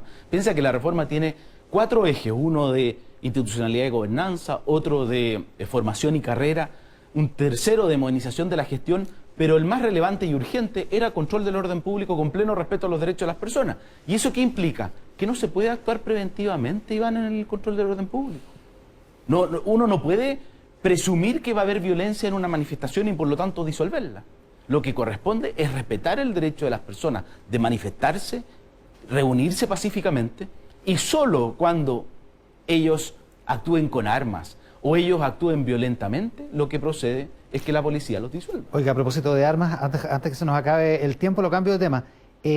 Está esta ley de control de armas, lleva 12 o 14 años en tramitación. 2007 fue la primera moción parlamentaria. ¿De quién es el lobby detrás de que esto demore tanto? A ver, la verdad es que a mí me ha tocado en distintas instancias. Yo fui asesor legislativo en el Ministerio del Interior en el primer gobierno del presidente Sebastián Piñera. Luego, como subsecretario para Fuerzas Armadas, me tocó ser la autoridad política que se relacionaba con la Dirección General de Movilización Nacional, y ahora como subsecretario del Interior. Y la verdad es que siempre ha habido una oposición de determinados grupos a avanzar en una regulación más estricta de las armas. Y usted lo puede ver, hasta pagaron insertos en el diario al respecto. Sí, está este grupo, la Asociación Chilena del Rifle. Sí, la verdad es que... Ahora, lo que ellos dicen es, ¿sabe qué? Con las limitaciones que pone la ley, se está coartando el derecho que tienen los ciudadanos a tener armas para la práctica deportiva o para la autodefensa, porque son la primera reacción frente a un hecho de violencia. A ver, Iván, en primer lugar, al Estado, las armas que le interesan son las armas que se utilizan para cometer delitos, ¿no? Las armas que están en manos de tenedores legales tienen que estar sujetas a los debidos resguardos. Porque pongámonos de acuerdo en algo. Un arma es un elemento peligroso, es riesgoso, de por sí, porque tiene la capacidad para dañar o matar. Y por lo tanto tiene que estar sujeto a reglas muy estrictas. ¿Y limitar el derecho de las personas a tenerlas permite un mejor control? No. Lo que estamos haciendo es simplemente pedirle condiciones más estrictas a quienes quieran tener armas. Y además limitar el número. Eso. Por ejemplo, pero para defensa personal, Iván, el número que establece la ley son 2 armas. ¿Es necesario tener más de 2 armas? ¿O en realidad, teniendo más de 2 armas, hay un riesgo que puede ser no prudente de que esas armas se pierdan o sean robadas? Para practicar un deporte, 6 armas con un máximo de 20 armas. ¿Será prudente tener más que ese número? Y para coleccionistas, bueno, tienen que inhabilitar las armas para que no sean aptas para el disparo, y ahí pueden tener hasta 50 armas. Iván, creo que la propuesta que hace la ley y que está en discusión en el Congreso es más que prudente al respecto. Ahora, lo que pasa es que probablemente limita el negocio de las armas. Probablemente lo hace. Claro. ¿Ah? Y la verdad es que nosotros no respondemos a intereses particulares, respondemos a una correcta provisión de los bienes públicos. Ahora, y el bien que me interesa aquí es la seguridad, Iván. Más que otro bien que es el derecho, si es que existe, de las personas a tener armas, digamos, Pero para si defenderse. las personas van a poder tener armas, pero sujetas a restricciones y a limitaciones. Esto es equivalente, Iván. Usted puede comprar un auto, puede manejar en las calles, puede manejar en las calles. Sí, pero nadie me dice que puedo tener solo 2 autos. No, si pero quiero le tener exigen un 20. permiso de circulación sujeto a estrictas normas. Usted tiene que pasar un test, usted tiene que pasar un test de visión, un test de habilidades mínimas. Hoy día, además, la nueva ley del tránsito le exige conocer la ley del tránsito. Bueno, aquí no le hacemos un test para conocer la ley de drogas, pero sí la ley de armas. Sí le hacemos, le limitamos el número de armas, porque efectivamente no es igualmente riesgoso, Iván, tener muchos autos que muy pocos. En cambio, sí es riesgoso tener muchas armas, porque uno tiene que ser especialmente diligente en resguardarlas. Pero no desde el punto de vista práctico, solo desde el punto de vista teórico de los principios. ¿Existe un derecho a tener armas? ¿Existe el derecho a las personas? A ver, yo creo que... Esa es la discusión en Estados Unidos, que lleva decenas de años. Yo te diría que lo que no existe, Iván, es el derecho a tener elementos riesgosos que puedan poner en riesgo a la población. Y por eso, cuando tenemos armas, las tenemos que tener sujetas a regulaciones estrictas. Y una de esas regulaciones es un número limitado de armas. Por lo tanto, no está conculcado el derecho. Lo que está hecho es regulado de tal manera que se ejerza sin imponerle un riesgo que consideramos imprudente al resto de la población. El subsecretario del Interior, Juan Francisco Gali, esta mañana en Mesa Central. Subsecretario, muchísimas gracias por la gentileza, ¿no? Gracias a ti, Iván. Respecto a este primer mes de la convención con un panel de convencionales, Tiare Aguilera, ¿cómo estás, Tiare? Verana Bienvenida. Corúa, mucho gusto. Gracias por la invitación. Es convencional de pueblos originarios por Sí. Rapa Nui. Representando al pueblo de Rapa Nui. Exactamente. Cristóbal Andrade también está acá en el estudio. ¿Cómo estás, Cristóbal? Muchas gracias, aquí convencional de la lista del pueblo por el distrito 6. Distrito 6. Muchísimas gracias. Y están telemáticamente Poliana Rivera. ¿Cómo está, Poliana? Buenas tardes. Hola Iván, buenas tardes a Tiare, a Cristóbal, a Gaspar y a todos los televidentes de Mesa Central, Canal 13. Muchas gracias. Y Gaspar Domínguez, Poliana es independiente, elegida en un cupo de la UDI. Y Gaspar Domínguez es de Independientes No Neutrales, ¿cierto, Gaspar? ¿Cómo estás? Buenas tardes. Hola Iván, buenas tardes. Y así es, desde el norte donde está Poliana en Arica hasta el sur en la Patagonia donde estoy yo representando a esta tierra hermosa de la región de los lagos. Ya, estamos en todo el país y así es la convención, que es una de las cosas choras que ha tenido, digamos, de las cosas bien positivas que ha tenido, que es que todos dicen que representa bien al país. Da como esa impresión. No sé qué piensas, Cristóbal. Sí, en ese aspecto la convención es súper diversa. Hemos visto que hay profesionales. Por ejemplo, yo estudié mecánica automotriz, hay dueña de casa, y en ese aspecto igual se aparece mucho a una asamblea constituyente, por la diversidad que hay. Pues son gentes distintas, no hay puros abogados, por decirlo así. Exactamente. Gracias a Dios. Tiare, ¿cómo lo ves? Bueno, defiendo ahí al abogado, soy abogada de profesión, pero una diversidad... Con todo respeto, ¿no? Sí, una diversidad cultural, idiomática, territorial, que es el Chile real y finalmente lo estamos viendo reflejado en este proceso constituyente. Poliana, ¿cómo lo ves tú? ¿Ves esa diversidad? Es una de las cosas más positivas que tiene la Convención Constitucional, es la diversidad. Y además, como cada uno tiene su expertise, somos diferentes miradas, diferentes posiciones, y lo bueno es que ninguno es experto en todo, pero sí cada uno puede aportar con su experiencia, su profesión, sus conocimientos. Y eso es lo más positivo de esta diversidad en la Convención Constitucional. Gaspar Domínguez, ¿cómo ves el asunto de la diversidad? Bueno, la legitimidad no la da el que haya 155 abogados expertos. Si no hubiéramos hecho un concurso de alta dirección pública y hubiéramos llamado a los más expertos en este tema. Claro. La legitimidad la da justamente que la sociedad pueda estar representada de una manera más transparente. Y efectivamente, por ejemplo, en el Congreso, las personas que vienen de colegios públicos son una minoría, pero aquí tenemos que en la convención son un tercio. Entonces, de alguna manera nos vamos pareciendo un poco más a la gente normal. A la gente normal, tal cual. Ahora, no todos son iguales en función de y lo digo en función de lo siguiente. Para muchos, la Machi Francisca Linconado es una autoridad ancestral para el pueblo originario mapuche. Y Gaspar Domínguez comentaba el otro día en una entrevista en EMOL, y me pareció llamativo el argumento, más allá de si hay que decirle macho o no, ustedes me dirán si corresponde la petición que ella hizo. Pero decía, si hubiera un obispo, tengo que decirle obispo cuando estamos en el contexto de una convención que es de suyo laica, Gaspar. No sé si te represento bien tu argumento. Sí, efectivamente yo dije aquello. Yo a la Machi Francisca Linconado la llamo Machi y le voy a seguir llamando Machi. Y creo que tiene que ver también con una reivindicación de un grupo históricamente discriminado. Ahora, establecerlo a modo reglamentario a mí la verdad me genera ciertas dudas en cuanto, yo puse el ejemplo del obispo, o por ejemplo que a mí me dijeran el constituyente doctor Gaspar Domínguez. La verdad tengo mis dudas sobre si procede a hacerlo reglamentario. ¿Cómo ves el asunto, Cristóbal? Yo en ese aspecto respeto a los pueblos originarios y si Francisca Linconado quiere que la llamemos Machi, lo voy a llamar así porque es una persona que representa a los pueblos originarios. En ese aspecto yo respeto que ella diga que quieran decirle Machi y le hemos siempre dicho Machi. O sea, que lo reivindique. Ahora, si hubiera un obispo que reivindicara, o si el almirante Arancibia quisiera que le dijeran almirante... No, en ese aspecto no lo tomaría tanto en cuenta. Yo soy más de las personas que, como decía Gaspar, ellos han sido vulnerados todo este tiempo y ahora ya de darle un reconocimiento importante. ¿Poliana? Yo soy respetuosa en todo, o sea, en el sentido de si es que la persona desea que la llamen Machi, si desea que lo llamen almirante. Por eso estamos en una democracia y debemos también mantener el respeto entre nosotros. Como más le guste, si ella dice que le llamemos Machi, Y así hay que respetar también a las autoridades de los diferentes sectores.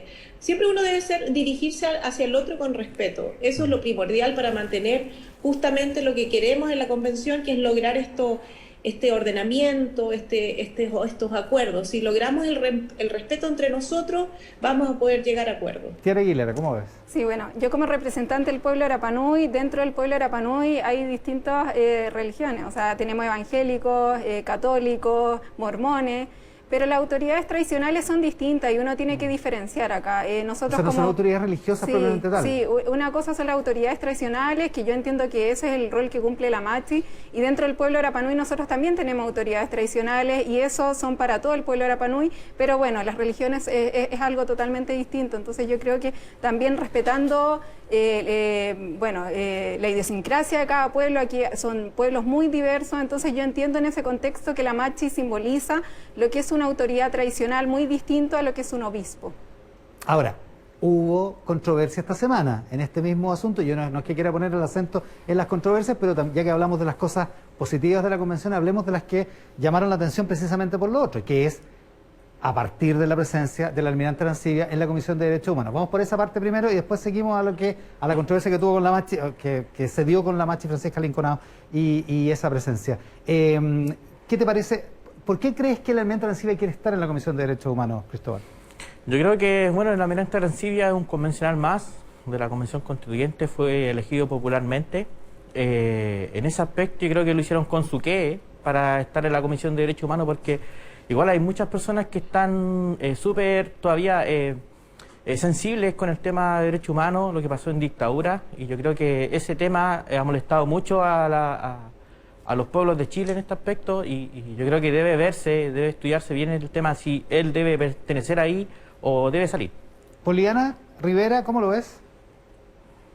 Bueno, el almirante Arancibia o el constituyente Arancibia fue electo democráticamente, de manera legítima, transparente, igual que todos nosotros, de manera limpia, y tiene los mismos derechos que cada uno de los 154 constituyentes, y si él fue propuesto para la Comisión de Derechos Humanos, puede ser también un aporte desde su mirada, como decimos, diversa, porque los derechos humanos siempre no solamente debemos enfocarlos a un sector que pueden ser vulnerados por los agentes del Estado, también los derechos humanos debemos enfocarlos de manera universal.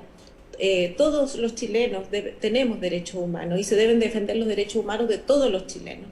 Y yo creo que el almirante también está con esa mirada y con esa participación en esta Comisión de Derechos Humanos. Y él es legítima su participación porque fue electo igual que nosotros, de manera democrática, transparente y limpia. Gaspar Domínguez, ¿cómo ves esta controversia? Mira, como dice Poliana, efectivamente no tenemos una normativa que establezca que el señor Arancibia puede o no estar en alguna comisión. Efectivamente juntó los patrocinios, hizo la regla y llegó allí. Pero oiga, seamos claros. Habiendo tantas comisiones, habiendo tantas, ¿por qué el señor Arancibia, teniendo el historial que tiene y habiendo ejercido los cargos que ha ejercido, por qué él va a esa comisión en particular y no a una de las otras 7? A mí la verdad, francamente, me parece que esto podría constituir en algún grado una provocación. Desconozco los intereses que habrá tenido él para ello, pero es por lo menos cuestionable que haya elegido esa y no otra. ¿Tiara Aguilera?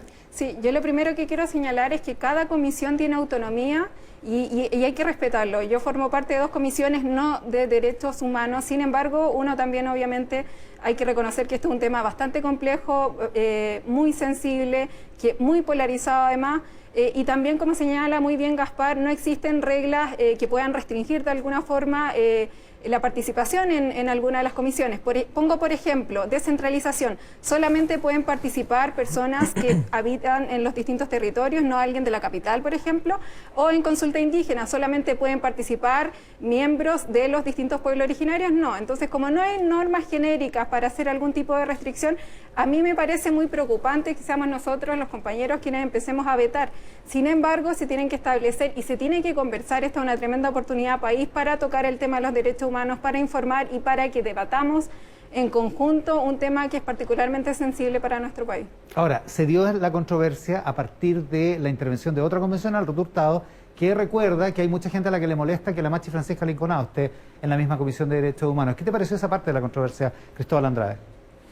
Yo creo que cada uno tiene que defender su sus ideales y la Francisca Rinconado quiere estar ahí. Yo creo que es entendible, porque es súper importante que la gente que ha sido vulnerada con los derechos humanos es que defienda sus ideales, y así no lo comparto, como decía Gaspar Domínguez, de que Arancibia esté ahí, porque él nunca ha sentido esa sensación de ser vulnerado. Yo creo que por eso lo hizo Francisca Rinconado, porque quiere luchar por el pueblo ancestral y por los pueblos originarios. ¿Y que Ruth Hurtado le haya recordado que fue formalizada en el caso de Luxinger Macay y todo eso? No, yo creo que es como jugar al ping-pong. Te acuso por esto Ya. Y te lo devuelvo, y creo que en eso están. Ya, son más escaramuzas. Exacto. Poliana Rivera, ¿cómo ves esa parte de la controversia?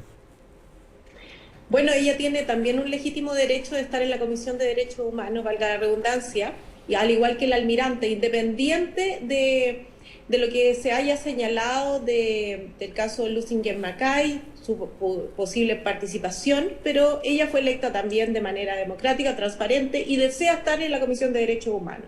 Por su lado, el almirante Arancibia nunca ha atentado contra los derechos humanos de ningún chileno, y él ha tenido una trayectoria impecable. Si la gente lo puede investigar, lo puede averiguar y revisar, se va a dar cuenta de eso. Él fue senador, fue un almirante, fue de la Armada, se destacó por su gran trabajo y tiene una mirada amplia sobre los derechos humanos. Y los dos tienen la misma posibilidad y también de manera legítima de participar en esta comisión. ¿Tiara Aguilera? Sí, a mí me preocupa el nivel de violencia y bueno, hay cosas básicas que nosotros tenemos que cuidar dentro de la convención, el respeto. Yo condeno la violencia y siempre lo he señalado, sobre todo desde el pueblo de Rapa Nui, porque es importante que dialoguemos, y para poder dialogar hay que hacerlo con mucho respeto hacia primero nuestros compañeros, para que la convención pueda avanzar en los distintos temas que se tienen que abordar. Por lo tanto, si nosotros queremos autonomía como órgano, también esperamos que la autonomía, también respetemos la autonomía de los otros órganos, y aquí está el Poder Judicial involucrado. Hay inocencias que no es dable atacar directamente. Yo creo que cuando uno hace acusaciones personales y se olvida que este es un trabajo colectivo y un trabajo para todo un país, es cuando lamentablemente se generan estas polémicas. Yo esperaría que de ahora en adelante, como constituyentes, nos respiramos más al proceso en su conjunto, que empezar a indicar a ciertas personas o personajes que quizás no comparten nuestras mismas ideas y no tenemos pensamientos similares. Yo creo que hay que ser muy cuidadoso con el lenguaje, hay que ser respetuoso, y eso es algo que espero que mejore a medida que avancemos con los temas de fondo. ¿Qué opinas, Gaspar Domínguez? Opino que la verdad es una amenaza al proceso constituyente que estemos conversando tan largamente de la coyuntura política, de los dimes y diretes que puede haber entre figuras políticas o convencionales, porque hoy día están pasando muchas cosas en muy poco tiempo. Por ejemplo, la Comisión de Descentralización, estamos organizándonos para salir a las regiones en los próximos 10 días.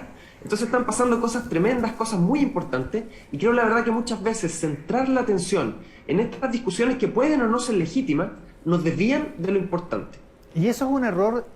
¿Lo comparten esto, lo que plantea Gaspar? Sí. ¿Es un error de quién? ¿Es un error de los propios convencionales, Cristóbal?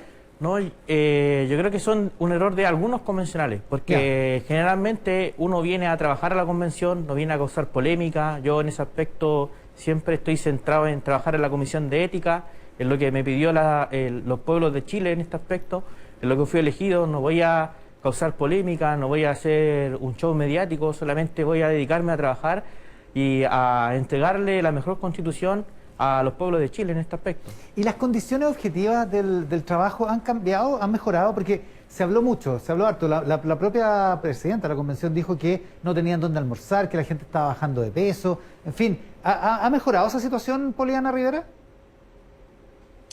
Bueno, esos son los temas que quizás nosotros ya deberíamos dar vuelta a la página, Iván, y tenemos que concentrarnos efectivamente en nuestro trabajo, que es escribir la nueva Constitución.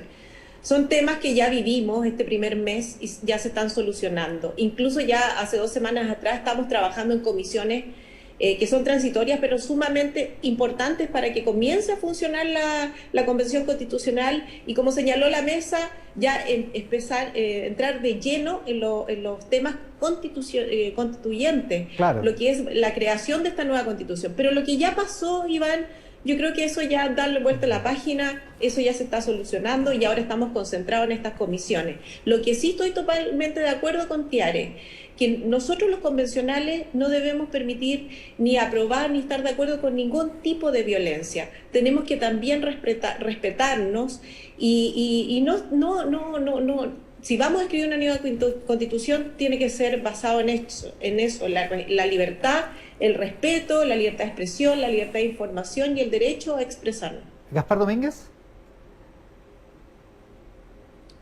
¿Gaspar? Yo en particular, Iván, no he bajado de peso, pero hay que decir que efectivamente estamos almorzando sentados en la escalera, sentados en el patio del ex Congreso, y la verdad para mí es muy parecido a cuando iba a la universidad. Sí, eso te iba a decir. Porque tenemos clase, como en los auditorios, almorzamos sentados en el pasto, y a veces almorzando uno va conversando, va interactuando, cambiando ideas. Para mí la verdad ha sido algo muy agradable, muy cómodo, pero por cierto que entiendo que hay otras personas quizás de mayor edad o con otras dificultades que requerirían o preferirían un casino, por ejemplo, un lugar donde poder sentarse, una mesa, no sé. Para mí en lo particular ha sido cómodo y muy familiar.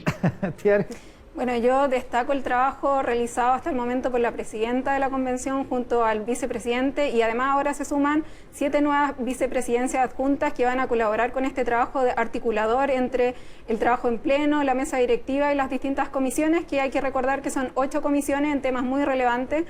Y por lo tanto nos sumamos a este desafío para colaborar. Aquí se firman convenios, se agendan reuniones constantemente, un trabajo administrativo. O sea, se avanza, digamos. Se va a avanzar sin duda. Aquí nos sumamos 7 vicepresidencias que vienen de alguna forma bastante representativas de lo que es la convención.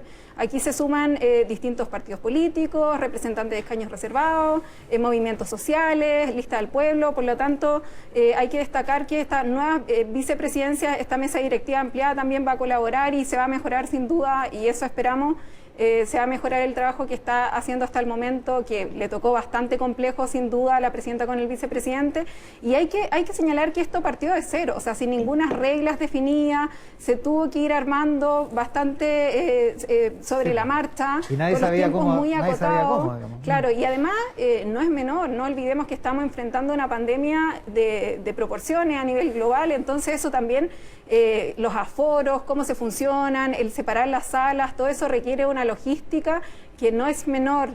También hay que resguardar la salud de todo el país. Yo soy muy responsable, Rapa Nui está cerrado hace casi 2 años, estamos libres de COVID, por lo tanto yo tengo que tomar las medidas extremas, porque yo en el evento en que pueda regresar, cuando lo pueda hacer a Rapa Nui, tengo que estar sana y tengo que haber cumplido con todos los protocolos sanitarios, así que hay que ser responsable. Déjeme devolverme a una cosa que Poliana Rivera y Tiare Aguilera coinciden, que es el tema de no apoyar la violencia y de no usar términos violentos en la discusión.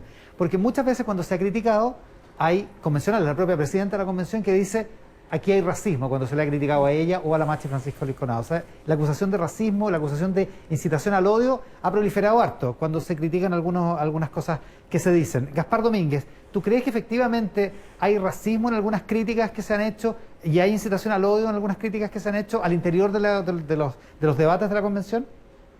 Sí, completa y absolutamente, y no tenemos que desconocer aquello, porque hoy día lo primero que tenemos que hacer es comprender que hemos vivido en un contexto histórico de discriminación y abuso de pueblos o grupos humanos históricamente dejados o mirados en menos, históricamente rezagados. Entonces, el trato hoy día, el trato igualitario, debe partir de la base de presumir que no todas las personas tienen las mismas condiciones o el mismo trato histórico, y eso implica en algunos casos caer en discriminación positiva o igualdad sustantiva, y en particular referirse, por ejemplo, de manera despectiva a que una autoridad ancestral o una persona perteneciente a una nación originaria utilice su lengua materna, que en muchos casos son lenguas que incluso se le hacen más fáciles de hablar que el español, y referirse a esto en términos negativos o despectivos, me parece que constituye sin ninguna duda un acto de discriminación y que debe ser corregido, y de alguna manera debemos generar todas las instancias para que esto no ocurra. ¿Qué piensas, Poliana Rivera?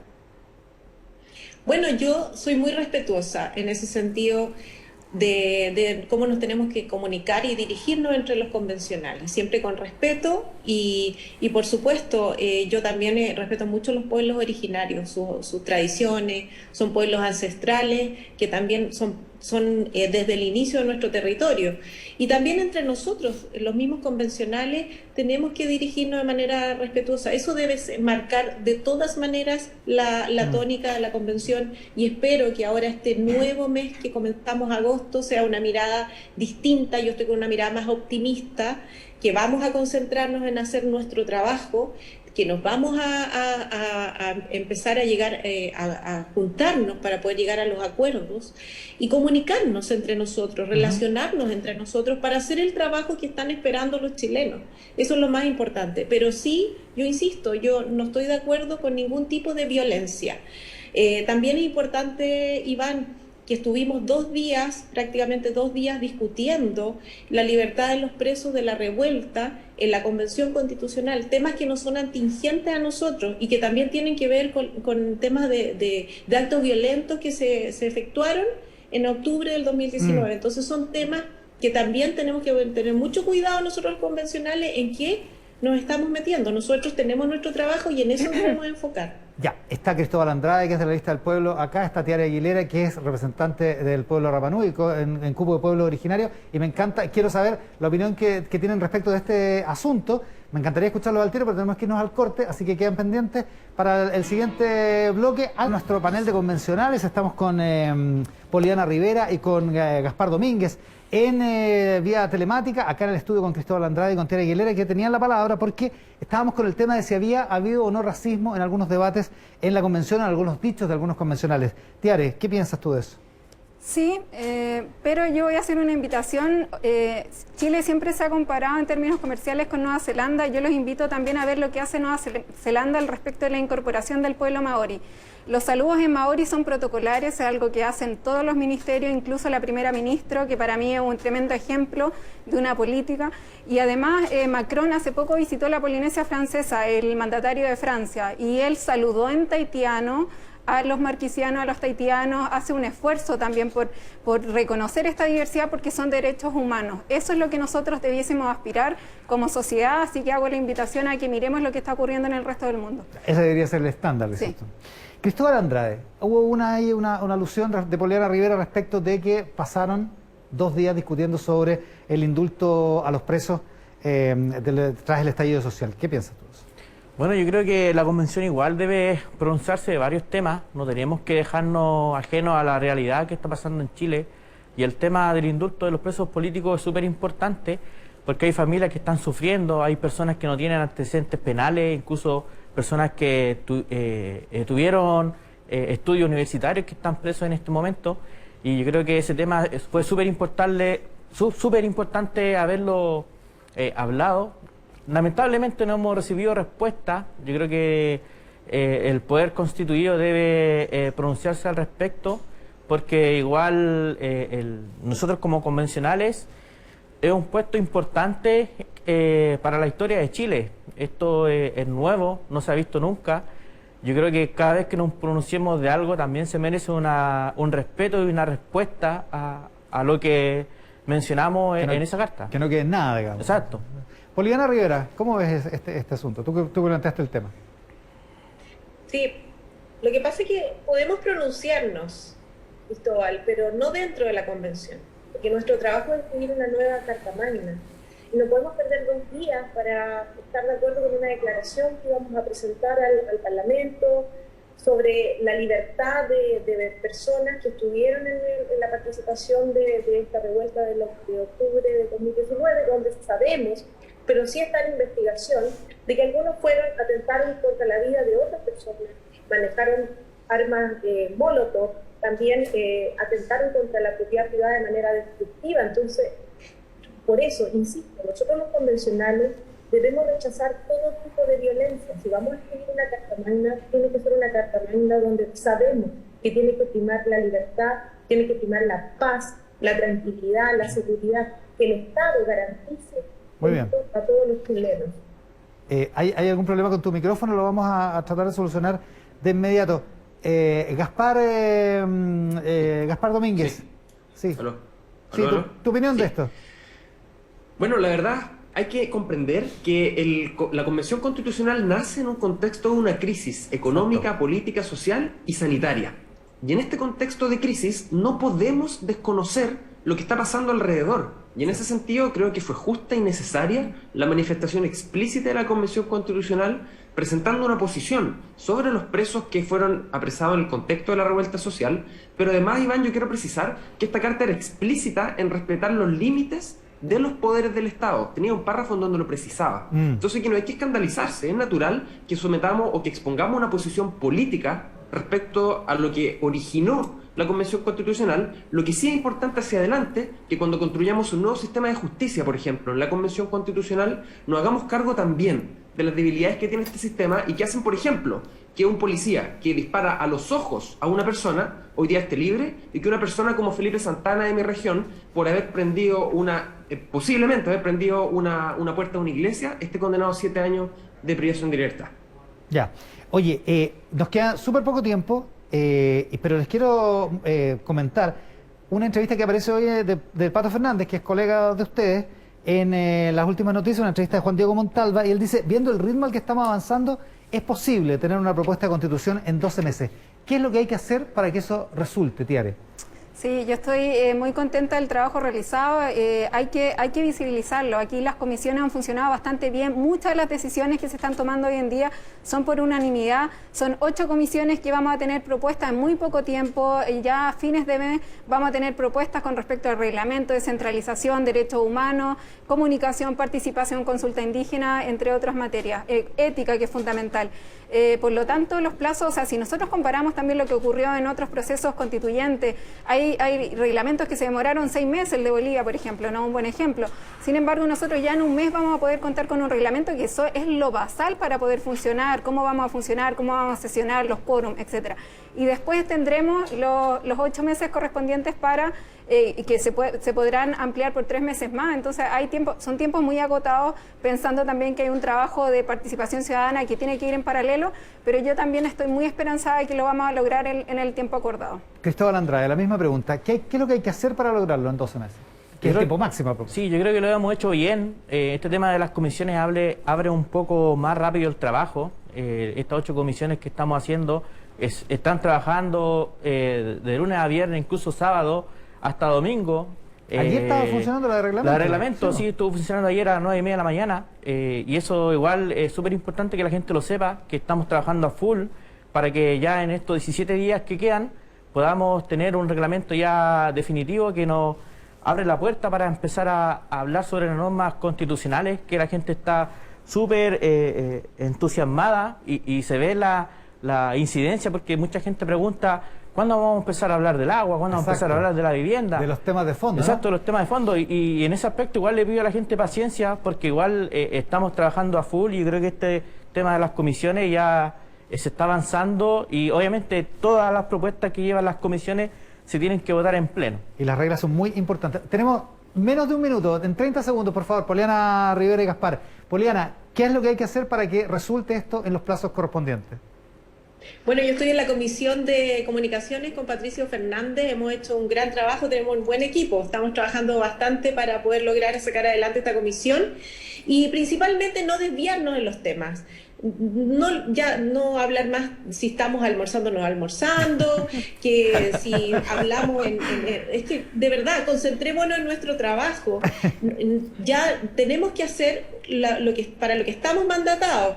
Olvidémonos también de temas relacionados que tienen que ver con el Congreso y que no tienen injerencia con los constituyentes. Ajá. Es lo importante, concentrémonos, y tenemos 9 meses para hacer la tarea. Se puede ampliar a 12 meses, pero es importante que no nos olvidemos y no nos desviemos del camino, concentrados en nuestro trabajo. Y bien concentrado, Gaspar Domínguez, ¿qué es lo que se necesita para hacerlo en el tiempo correcto? Trabajar incansablemente de lunes a lunes, como lo hemos estado haciendo hasta ahora, y segundo, que los medios de comunicación, como ustedes lo están haciendo ahora, nos apoyen en este proceso mostrando lo relevante, y tercero, que la comunidad y las personas que están fuera de la convención actúen de buena fe también, apoyando este proceso y atornillando todo hacia el mismo lado. Gaspar Domínguez, Poliana Rivera, Cristóbal Andrade, Tiare Aguilera, que además es una de las vicepresidentas de la convención, esta mañana en Mesa Central.